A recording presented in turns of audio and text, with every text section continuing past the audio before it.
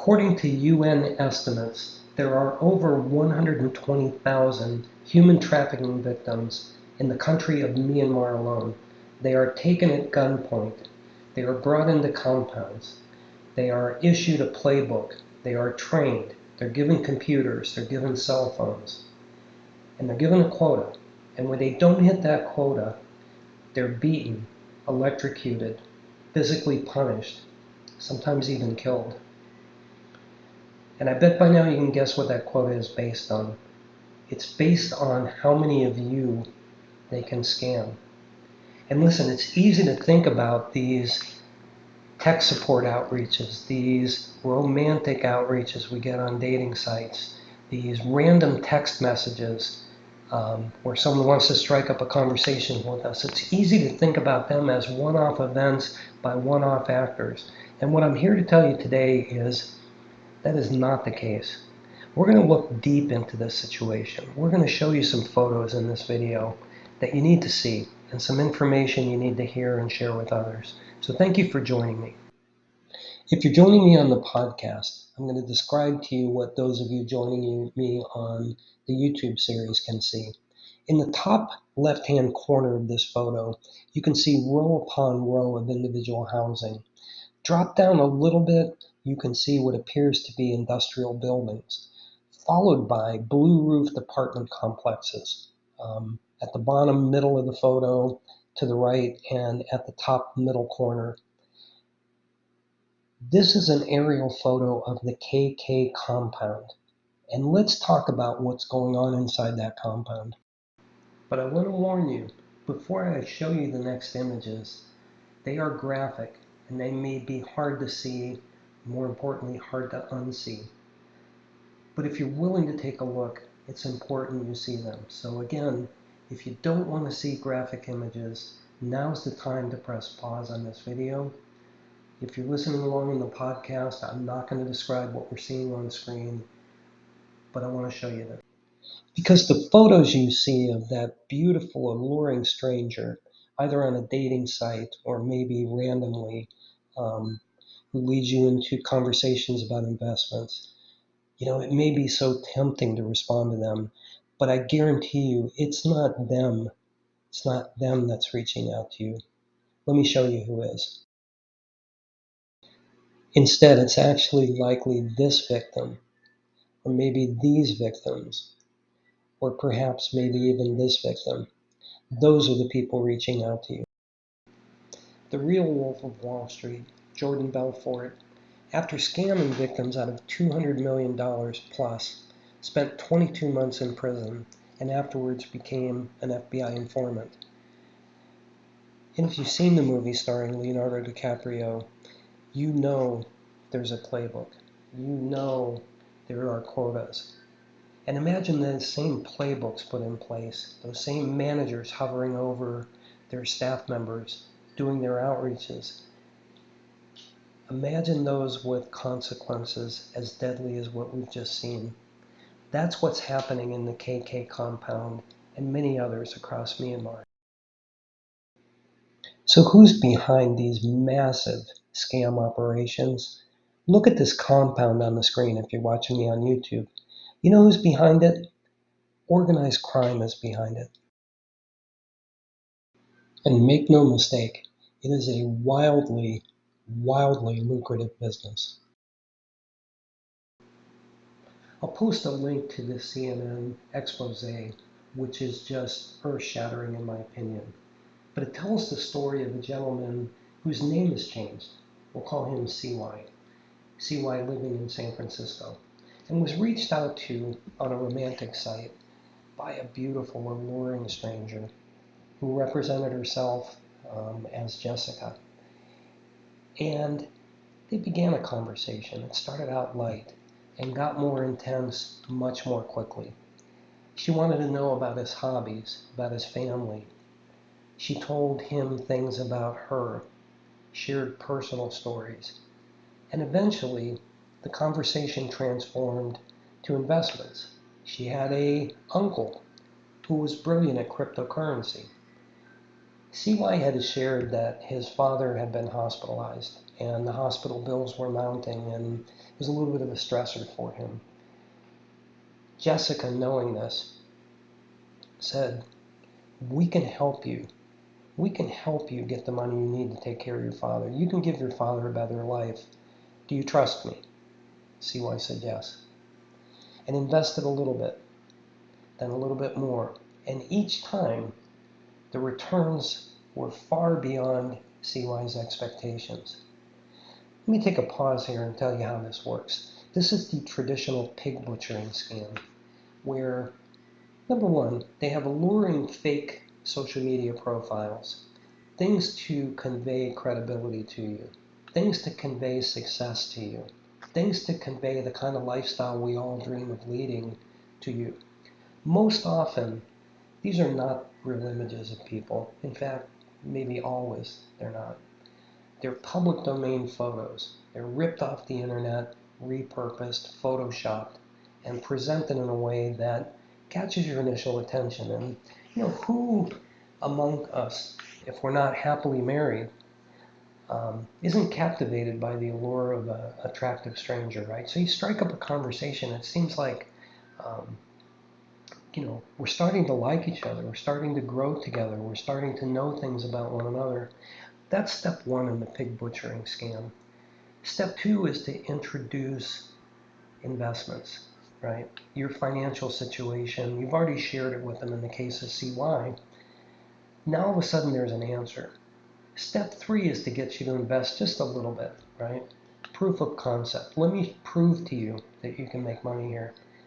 What you need to know is that the previous scam victims, additional money being sent into these scammers is what's being sent back to you as proof of concept.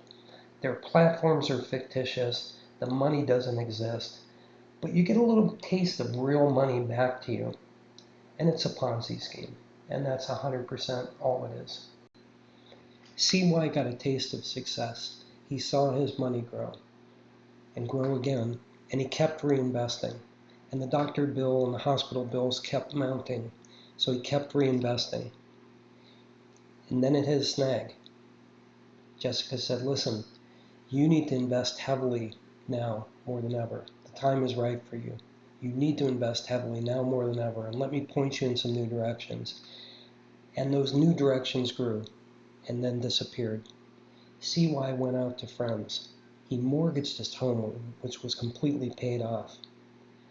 Over the course of 1 month only, CY invested over $1.8 million. And here's what happened. Imagine the emotional roller coaster CY was on. All these profits, this vision of helping his dad, this vision of paying off everything in his life, living comfortably, and all because he met this random stranger. And then it all turned to dust. And as you can see in the messaging, he makes $60,000 in 10 minutes, and he says, is this money real? And Jessica says, full. And that's pretty close to how it ended. And he lost everything, $1.8 million. He ended up in a psychiatric hospital under suicide watch, and he's now trying to rebuild his life and repay his debts. CY is only one of 854,000 scam victims in 2023 alone, amounting to over $12.5 billion in theft. But now that we looked at one of those 854,000 victims, let's talk about who the scammer really is. I'm going to tell you a story. And this is based on CNN's investigative article again, and I'll post a link to it in the show notes. Rakesh was a college-educated chemical engineer living in India with his family. And unfortunately, he'd experienced about 6 months of unemployment before he happened upon a job posting for an opportunity in Thailand, specifically in the office of Bangkok. He went through the interview process and eventually was tendered a very significant offer and sat down with his family and said, can we make this work if I live and work in another country for a period of time? And the family agreed and supported him. So excited, Rakesh boarded a plane, flew from India to Thailand, and he was picked up at the Bangkok airport. But rather than being delivered to the facility he'd been promised to be working at in Bangkok, it was a 6 to 7 hour drive, and he was taken near the border of Thailand and Myanmar. Here's a map of his journey from Bangkok airport to eventually gate 25. And of course he called his agent and said, "What's going on here?" And the agent assured him, "Listen, we've had a reassignment. Don't worry, you're going to be working at a different facility. We're going to check you into a hotel. We're going to get you squared away. And then your job's going to start." He spent 2 days at that hotel on the border of Thailand and Myanmar before a second courier came to pick him up. At which point he was driven across the border to a compound with 10-foot walls. The gate opened, the car entered, he was greeted by armed guards who forced him to surrender his passport. They then handed him a contract and said, "You must sign this or we'll kill you." Rakesh read it over and immediately realized what was going on and refused. So instead of killing him, they put him in prison for 3 days without food or water. And after 3 days, weakened by this experience, Rakesh finally signed. He was brought up to a room. He was given a playbook. He was assigned a manager. He was taught and trained. And when they felt he was ready, he was brought into a room with dozens of other human trafficking victims in this compound, KK compound, housing over 120,000 victims in the photos you've seen earlier. And for 17 hours a day, 7 days a week, his only job was to reach out to people like us and get them engaged, get them hooked, whether it be a romance scam, investment possibilities, a random text message, whatever that hook was. His only job was to get people engaged. And if he didn't meet his quota, we've already looked at the photos of what happens, and we know what that looks like. Rakesh served over a year in indentured servitude before he was finally released. So listen, next time you are randomly invited to a messaging group, or maybe an attractive stranger reaches out to you by WhatsApp or some of the other encrypted communication, stop and ask yourself a question. And the question is this: who is it that's actually reaching out to me? Because chances are really, really, really good it's Rakesh or someone like him.